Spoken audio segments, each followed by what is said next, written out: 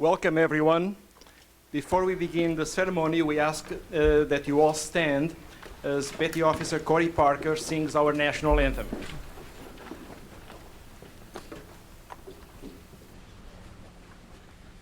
Oh, say, can you see by the dawn's early light what so proudly we hailed at the twilight's last gleaming, whose broad stripes and bright stars through the perilous fight o'er the ramparts we watched were so gallantly streaming, and the rocket's red glare, the bombs bursting in air, gave proof through the night that our flag was still there.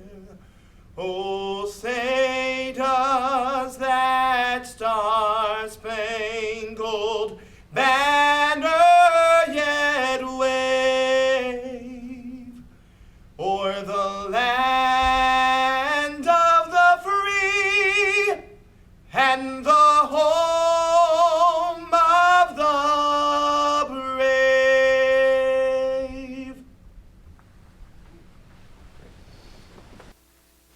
Thank you. Please be seated. Good morning again. I'm Tony Moreira, Vice Provost for Academic Affairs at UMBC, and we welcome you to this ceremony that we've all been waiting for so long to celebrate. Thank you so much for being here to celebrate the establishment of UMBC at UMBC of Maryland's first Naval Reserve Officers Training Corps program. This new partnership marks an important milestone for our institution as we continue to work toward providing our graduates with exemplary education, character, and leadership skills. Through this exceptional program, a new generation of students who will benefit from the Navy's leadership through training and character building as part of their UMBC education. The new Navy ROTC program, along with our long-standing Army and Air Force ROTC programs, are important to us at UMBC and to our commitment to support our nation. I would like to thank at this time the UMBC Faculty Senate for its support and guidance in developing this partnership over the last 6 years. Actually, we have been waiting for this for a long, long time. I also like to thank the broader campus community for sharing important perspectives throughout this process. I would also like to recognize Captain Troy Mong and Commander Stu Enerston, who are responsible for leading and managing the campus and Navy ROTC unit.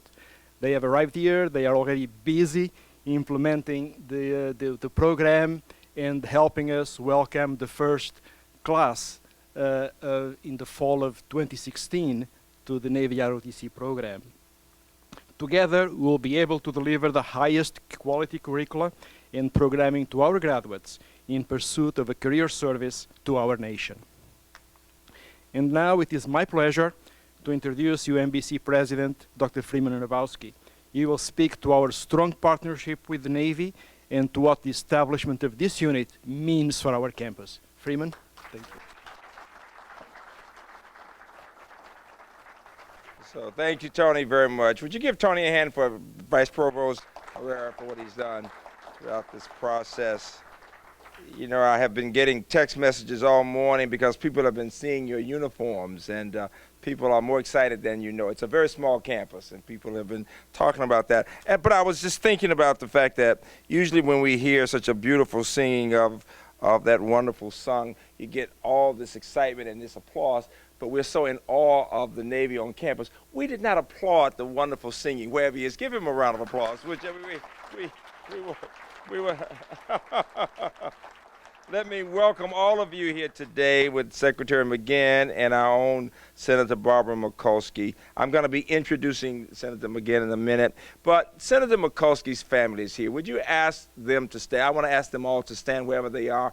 You'll see someone, there they are right here, all of them. One of them looks just like, reminds you of her friend, her sister, and yes, and there are two young budding scientists here, and yes, and I really want you all to see them because I'm starting to recruit them right now to UMBC one day. I'm sure the Naval Academy will want them also, but so we'll be competing for them. But their favorite subject, and all of my colleagues will appreciate this, their favorite subject is mathematics, so give them a really big round of applause for that.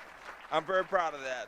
Thank you and welcome for being here. We're delighted about that. Let me start by saying that this is a campus that takes great pleasure in knowing that many of our graduates already work for the Navy. When some time ago, when I had been talking about the fact that we wanted, when Admiral Ruffhead first came here and when Admiral Greenert came, and we asked them to check. We had almost 2,000 of our graduates working for the Navy, 1,900 and something. And families have been asking us about this. And when Senator Mikulski asked today, how long have we been working on this? And I said, Senator, it really goes back to the 90s. And you kept saying to me, Senator, you said, just give it time, everything with time. You know, she had that way of giving you that look. You know, we'll work on it, we'll do our best. And so we have been, for a long time, wanting the Navy because families, many of whom are military families, have been asking us, when will you get the Navy here? And so we are here. Our Provost Rouse is here. Our deans are here.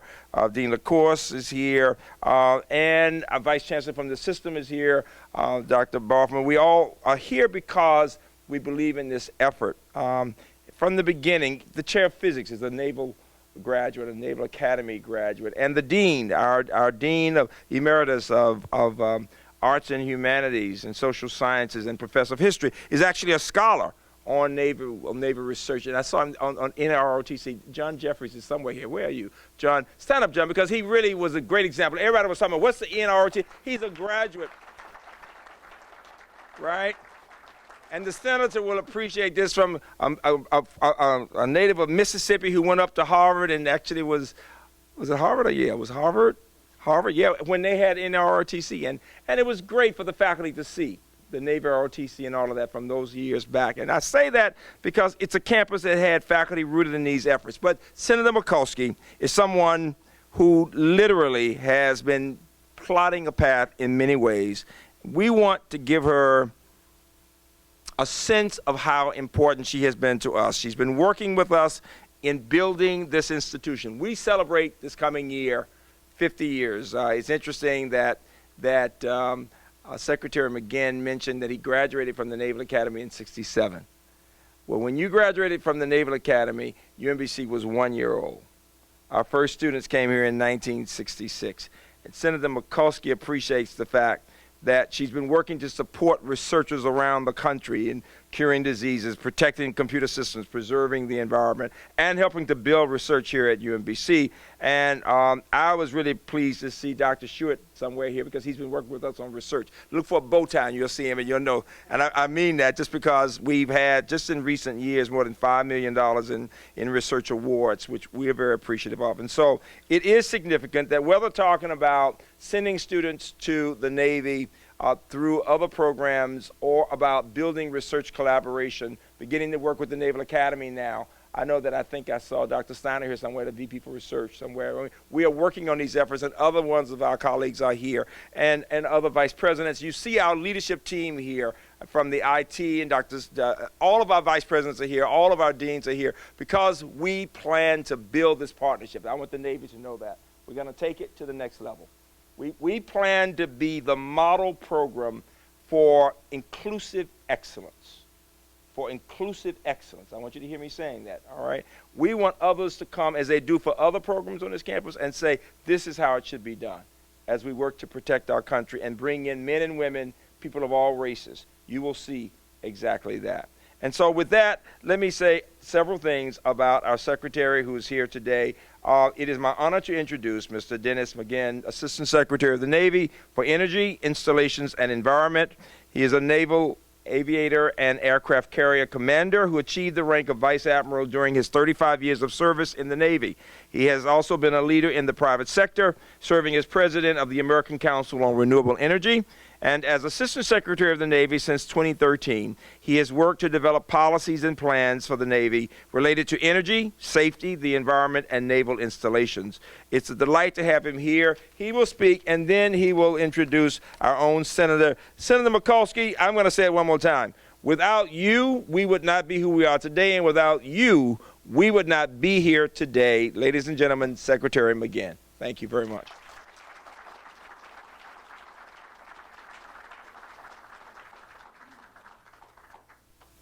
Good morning. As we like to say, this is a great Navy and Marine Corps day. I am humbled to be in the presence of such awesome leaders as President Hrabowski and Senator Mikulski. It just is amazing to think about the things that they have done. When I first met Senator Mikulski this morning, I said, this is a great day, and she had a one-word answer, finally. Not an impatient woman, a great leader who wants to get things done and get things done as quickly as possible, because there are so many challenges and so many opportunities out there for us to seize if we move things along. So this has taken a long time. It's taken a lot longer than anybody would have anticipated, but today is the day we're officially kicking it off, and it is there could be no better campus in the entire country to do this. We are in the midst of students and faculty that are at the core of breakthroughs in how we teach and how we learn. Not only just teaching and learning, but teaching and learning science, technology, engineering, and, President Hrabowski, mathematics. In fact, I'm going to talk to Senator Mikulski. I want to introduce a cap and trade bill that I think will address a lot of the challenges that are facing the United States. Senator, I want to introduce a cap and trade bill which will cap the number of law school graduates and train them for engineers and scientists. I think if we do that, we're going to be in great shape. We'll talk about it later, Senator.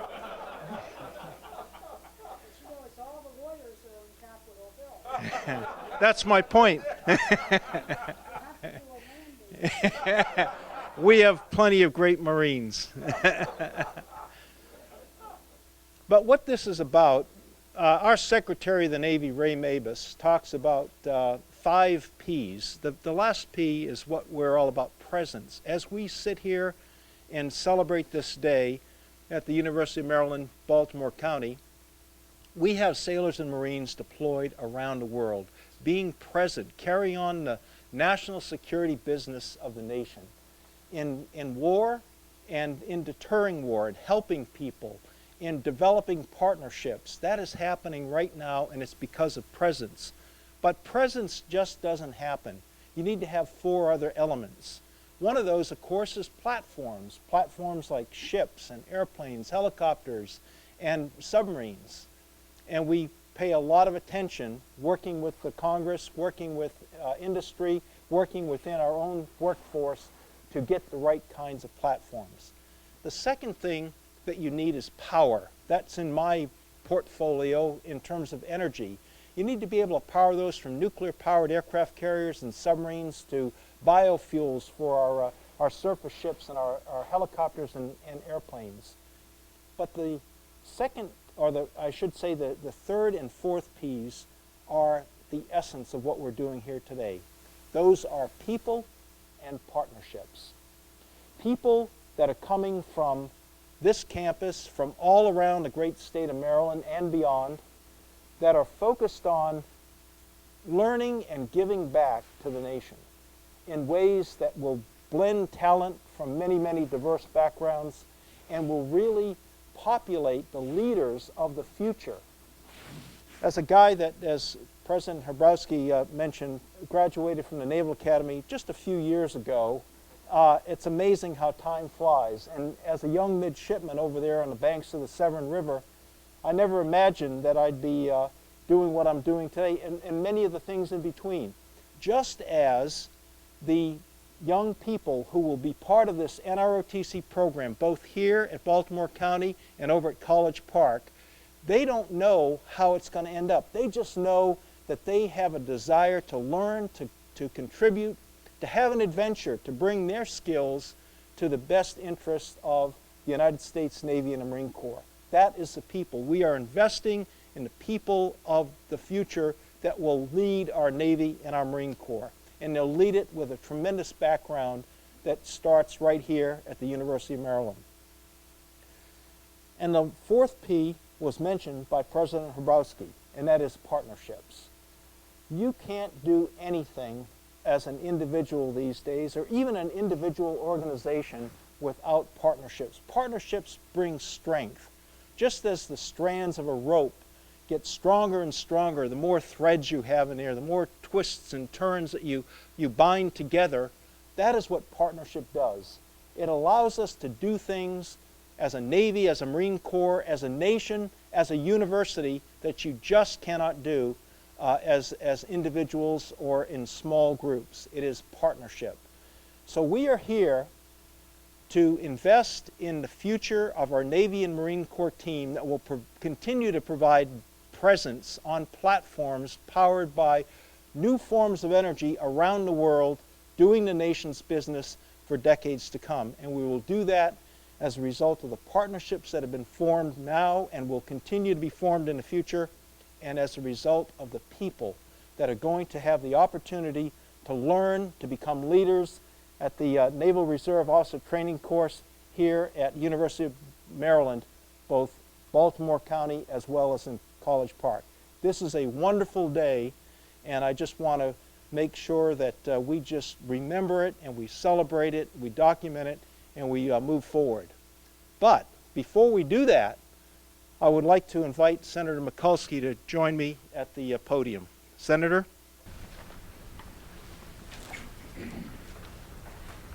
We have a special, if you could come over here, Senator, we have a special award that will recognize the tremendous leadership of Senator Barbara Mikulski, not just in doing a great event like this, but for decades of leadership in very, very difficult times in the United States House of Representatives, and more recently, in several decades recently, in the United States Senate. So on behalf of the Secretary of the Navy, Ray Mabus, would you please read the citation? Will the audience please rise? Military, attention to award. Certificate of Award in appreciation of distinguished public service to the Department of the Navy. The Secretary of the Navy takes pleasure in presenting the Distinguished Public Service Award to the Honorable Barbara Mikulski for service set forth in the following citation. For exceptional service to the Department of the Navy as a member of Congress and the Senate Appropriations Committee. Senator Mikulski's long and selfless service to the nation's sailors and Marines ensured they were provided the resources necessary to support and defend the country's interests around the globe. Her courageous leadership on the Senate Appropriations Committee and the Appropriations Subcommittee on Defense greatly contributed to the effectiveness of the United States Naval Forces, improved the health care, services, and benefits for service members and veterans, and enhanced the quality of life for the men and women of the Department of the Navy. Senator Mikulski's tireless advocacy of the Department of the Navy's cybersecurity program exemplifies her unwavering commitment to the Navy Marine Corps team and ensures the highest levels of readiness for our combat forces.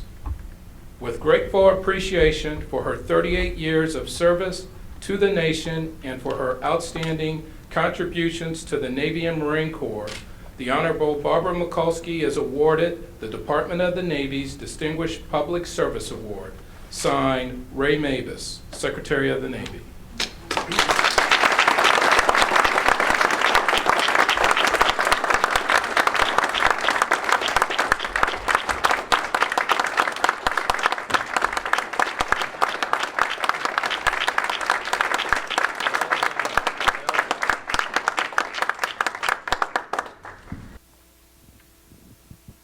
Senator Barbara Mikulski.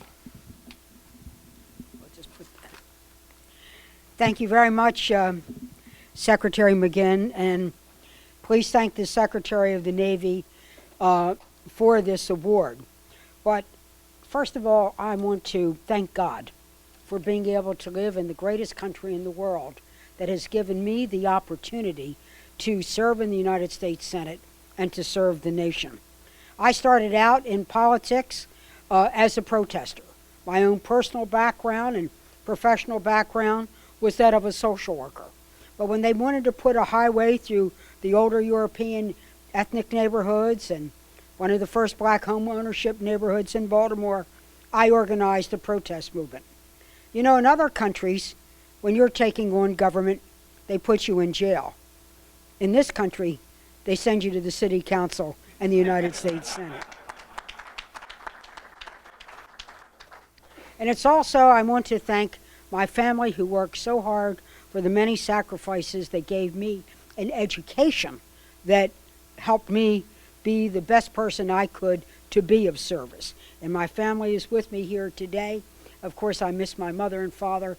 And I want to thank my teachers who helped me be what I am.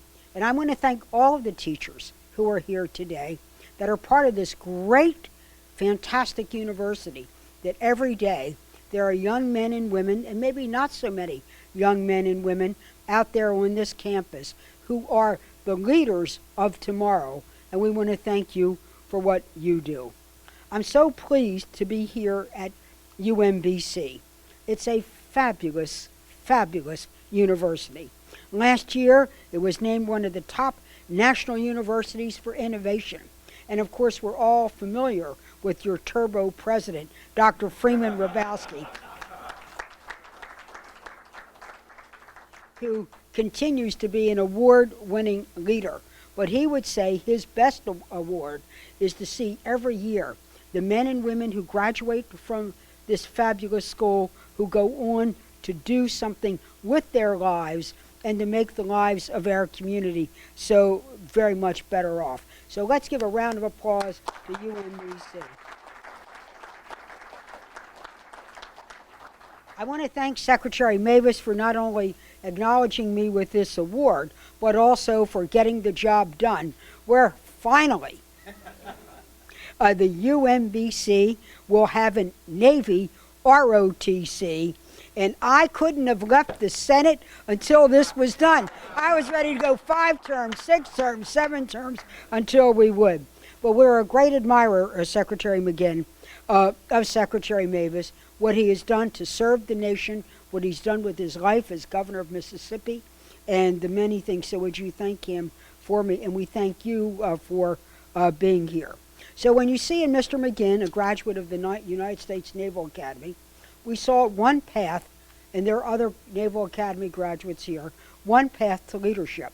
But you know, our country is so great that if you want to serve, there are many paths to being of service. And if you dream of being a naval officer, there are other paths of service. So one, of course, is to go to the Naval Academy, or to go to West Point, or to go to the Air Force Academy in Colorado Springs. But this country says we're bigger than one campus. We want people who want to serve and who have the right stuff to serve should have the right opportunity to do so. This country had the genius to create the ROTC program, where people who desire to have a military career can go to a civilian university, and while they major in their field, they also major in military leadership and become commissioned officers. I think it's a great country that enables these many paths, because what we need now, more than ever, is, yes, lifetime learners, but we need lifetime leaders. And we know that if you're a graduate of the academy, or you're the graduate of the ROTC program, you will be a lifetime learner, but you will also be a lifetime leader, where you will have learned to serve with honor, with integrity, and with the belief in the defense of the Constitution and what the Constitution means. Equal justice and opportunity for all. This is what we're all about here. And the fact that the Navy has decided to finally home port an NROTC here on this campus is great. So, Mr. McGinn, you need to know Maryland is a Navy state. And yes, we love our Air Force. Yes, we love the Army, except on December 14th. But we are a Navy state. We are the home, yes, of the Naval Academy, but we're also the home of the Pax River, the Office of Naval Intelligence. We're the home port of the dynamic Cyber 10th Fleet, in charge of cyber and electronic warfare. We also treat wounded warriors at Naval Bethesda Walter Reed. And of course, we are the home port to the Constellation, dating back to the Civil War. So when they sing Anchors Away here, or From the Halls of Montezuma, this is the state for them. I want to thank you for the Distinguished Service Medal Award, and I very much appreciate it. But really, it is not about me who seeks this honor. I want to say that we're here to honor all the people that enabled me and people like me to be able to be of service. Behind every me, there's a whole lot of we. You heard me mention them earlier, and I think you can recall in your own life who is the we. And also that we have public institutions that enable people to become successful. And so I want to say thank you for what you've done. But for me, the honor is to really look to have been able to serve the United States military, both as a woman of a certain generation, and we would not have, service in the military would not have been an option. And also, quite frankly, with my geometry, my physiognomy, my attitude, I had the attitude, but not the latitude to be of service, but I wanted to serve in another capacity. I wanted to make sure that for the United States of America, we had the best military in the world. And that best military meant we would have the best weapons. We would have the best technology. We would look out for those who served through our veterans, and we would look out for military families. I have fought to make sure we have the best military where they have the best of what they need to be of service all of my life. And I can tell you, all the way up until my very last day in the Senate, I will continue to do so and find a way to continue to be of service when I leave the United States Senate. I am a lifelong learner, and I'm a lifelong server, and I hope to be a lifelong leader.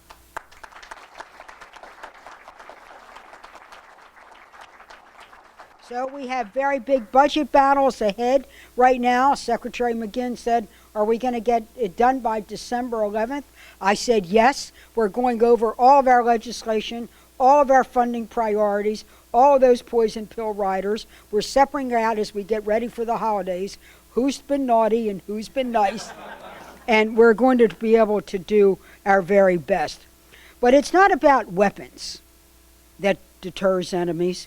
It's not only weapons that defeats enemies or defeats terrorism. It is people, people, people. You can have the greatest armaments in the world, but if you don't have the right people with the right training, who are well trained and well led, it is a hollow opportunity. Yes, we want all that will help our military continue to be able to defend, protect, and deter those who have predatory intent against the United States of America. But it is the people. And that's what we're here today about. People, people, people.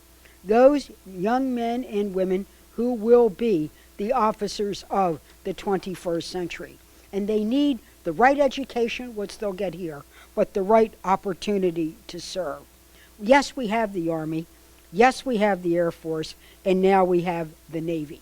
This is something that has been quite a long dream that we've held here. It's been a road that's been tough and hard. Dr. Rabowski wanted this program decades ago. When we embarked upon it, a Berlin Wall had come down, and we thought it was going to be an era of peace. We moved to the 21st century, and we thought it could be a new kind of century, where we could say goodbye to war, to genocide, to all of those terrible things of the old century. But it was not meant to be. on that terrible day, on September 11th, 2001, the world changed for the United States of America, and we've been at war ever since. That though we've been fighting wars over there and protecting our homeland here, we had to continue to educate our people. Yes, we wanted the Navy ROTC here. This is a fabulous campus. It is well known for its many STEM graduates. The Meyerhoff Scholarship Program is internationally, not only nationally, but internationally acclaimed. So I reached out to I reached out to other secretaries, but I went to, in 2001, I said, we've got to get it done. As long as Obama's there, this is our window. Let's go for it. So shoulder to shoulder, right? Shoulder to shoulder, we went to work. I reached out to Secretary Panetta. He told me budget constraints. Well, he moved on. Then we went to Secretary Hagel. Well, we were talking. But then with our current secretary, Secretary Ash Carter, but most of all, our Secretary of the Navy, Mavis, I said, you've got to come over and see this school. Don't tell me that we're going to go to GW. I commute every day, okay? We will defeat ISIL before we can get over through the traffic to get to GW to train. I said, you know what it takes going down 95 now? We have to marshal our resources like it's Operation Overlord or Underdog or something. So we worked 2001, 2012. Then the call came finally on 2013. What Secretary Mavis, I said, you must come to the campus and meet Dr. Rabowski. Well, it was not only a meeting of men, it was a meeting of minds. It was not only a meeting of men, it was a meeting of minds where Secretary Mavis saw what this school had to offer and all of the talent here that would be put at the disposal of serving the nation through the ROTC, that we were able to come up with this agreement. So finally, we were able to achieve, after that magic moment, the fact that we will now sign this today. This is like a treaty. I mean, really. But I want to say I am so proud that before I leave the Senate, though I will not leave this campus, I hope, in some other capacity, that is not an announcement. That is not an announcement. But really, so Secretary McGinn, we really thank you and Secretary Mavis and Secretary Carter for making this happen, and to the entire UMBC for making this happen. And I say, God bless America, the country that we hold dear and makes all this so possible for so many of us. Thank you.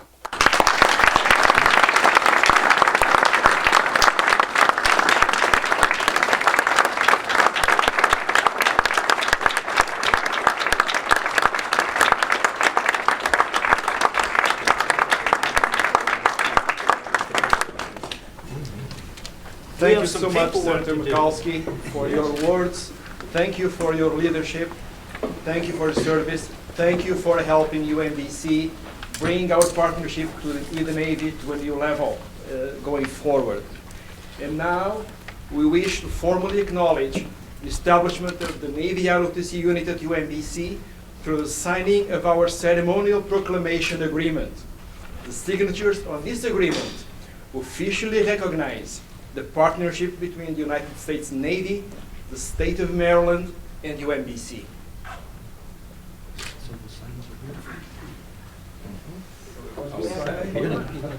Are we going to sign this? Oh, we actually Sign this. Oh, we're going to sign this. I'm used to big checks. I didn't know. What is this? Let the senator sign first. No, you sign it. Okay, all right. You actually has legal authority.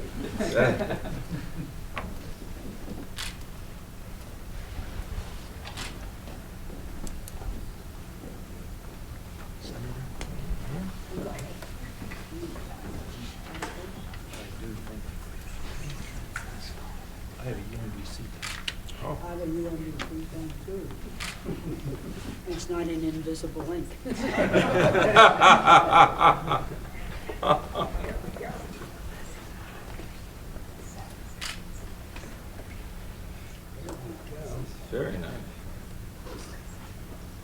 It's a deal. And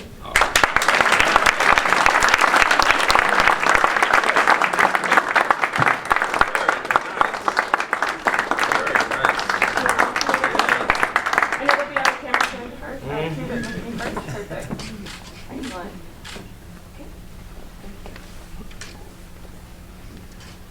To the young mathematicians, dreams do come true.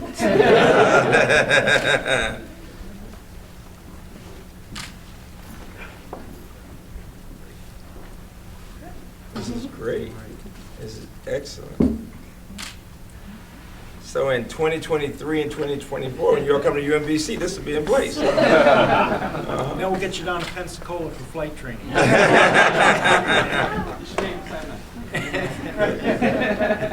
great. That's excellent. Got Is it. that the pictures now? Got it. Excellent. Let's put this Wonderful. Thank you so very much, everyone, for joining us for this These are the celebration. We've already signed. This is great. These have already been signed. The official ones have already been signed. One last round of applause.